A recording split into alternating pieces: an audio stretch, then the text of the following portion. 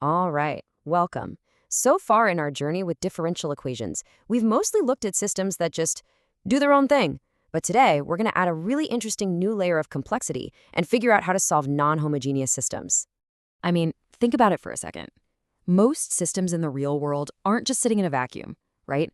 A circuit has a power source, pushing electricity through it. A bridge has the wind pushing on it.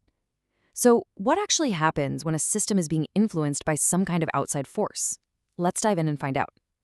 And this is what that looks like mathematically. That outside force shows up as this new term we're adding on the right, f of t. We call this the forcing term or sometimes the input.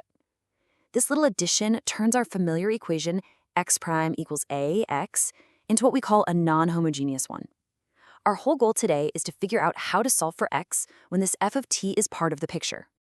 Now, if that equation looks a bit intimidating, I've got some really good news.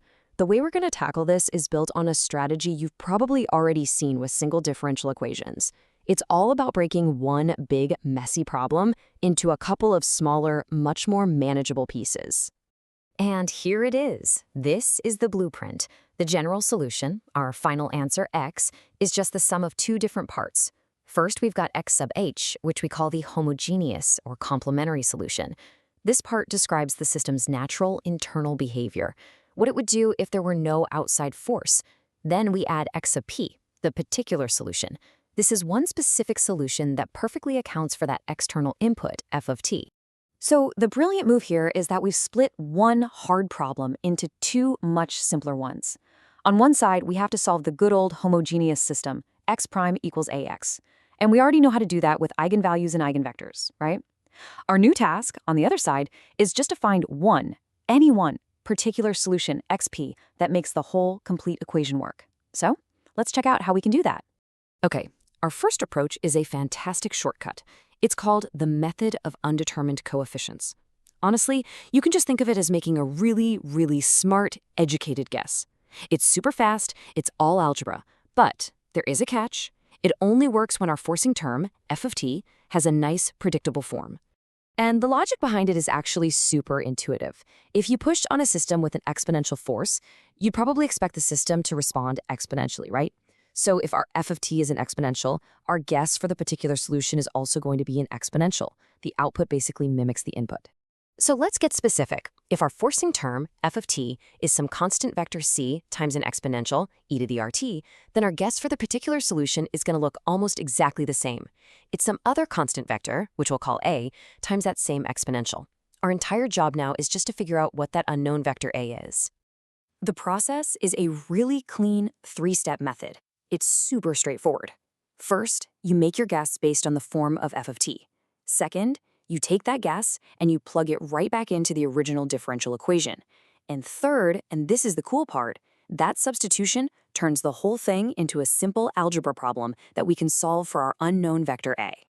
Okay, time to get our hands dirty with an example. Here's our problem. We've got our matrix A, and you can see our forcing function is the vector 2, negative 1 times e to the t. So step 1, we make our guess. Since the forcing term involves e to the t, our guess for the particular solution is just some unknown vector, with components a1 and a2 also times e to the t. Simple enough. Now for step 2, let's plug this thing in. Now here's where the magic happens. When you take the derivative of our guess and plug everything into the original equation, all those e to the t terms just cancel out from everywhere. It's awesome. It completely transforms a calculus problem into a straightforward linear algebra problem. The vector a equals matrix A times A plus that constant vector from our forcing term. Okay, everybody lean in for a second, because this is super important. This is a huge common pitfall. When you start rearranging the algebra to solve for A, it is incredibly easy to get the signs mixed up. The study guide even calls this out specifically, so let's make sure we get it right. So here's the correct way to set up the algebra. We start with A equals AA plus C. To solve for A, we need to get all the terms with A on one side. So let's subtract A from both sides. That gives us A minus AA equals C. Now, we can factor out the vector a on the left, which leaves us with I minus AA equals c. And since our c was the vector 2, negative 1, we're all set up and ready to solve. So let's actually calculate that matrix I minus A. The identity matrix I minus our matrix A gives us this new matrix here on the left. And now look what we have. It's just a standard 2 by 2 system of linear equations that we need to solve for A1 and A2. And solving this is pretty quick. That top row tells us that negative a squared equals 2, so a squared must be negative 2. The bottom row says negative 4 times a1 equals negative 1, so a1 has to be 1/4. And that's it, we found our vector a. Our particular solution, xp, is just this vector times e to the t. Done. But you might be wondering, what happens if f of t isn't a nice exponential, or a sine wave? What if our educated guess just doesn't work? Well, for those tougher cases, we need to bring out the big guns, a more powerful universal tool called variation of parameters. This method will work for any forcing function you can throw at it. Now, the heart of this method is something called the fundamental matrix, which we write with that capital phi symbol. All this is a matrix you build yourself. You just find the solutions to the homogeneous problem, that x of h part we already know how to do, and you stuff those solutions into the columns of this matrix. That's it. And here's the formula. Now I know, it looks a little bit like a monster, but just think of it as a recipe. To find the particular solution, you take your fundamental matrix, phi, and you multiply it by an integral. And inside that integral, you've got the inverse of phi multiplied by your forcing function, f of t. So yeah, it's definitely more work. You've got to find a matrix inverse and do an integral, but this beast of a formula will get you the answer every single time, no matter what f of t looks like.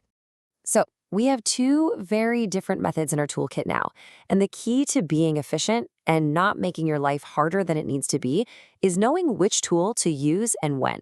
Let's quickly recap that strategic choice.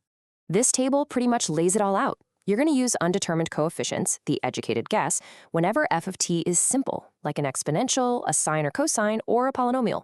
Why? Because it's fast, it's just algebra, and it's way less work. The only con is that it only works in those specific cases. For everything else, you have to use variation of parameters. It's more work for sure, but it is a universal tool that will always, always work. Before we wrap this up, let's talk about one more really important special case. What happens if that external force isn't changing over time at all? What if it's just a constant vector k? In this situation, we can often look for what's called a steady state solution. That's just a fancy way of saying we're looking for a point where the system eventually settles down and stops changing, where x prime is 0. And if you set x prime to 0 in the equation and solve for xp, you get this neat little formula. The particular solution is negative a inverse times k. This physically represents the system's new equilibrium point, which has been shifted away from the origin by that constant force. So there you have it. You now have the mathematical framework to analyze systems that are being pushed and pulled and driven by the world around them. The huge takeaway here is that the final solution is always this combination of the system's own internal nature and its response to that external force. So the question to leave you with is, what real-world phenomena could you analyze with this now?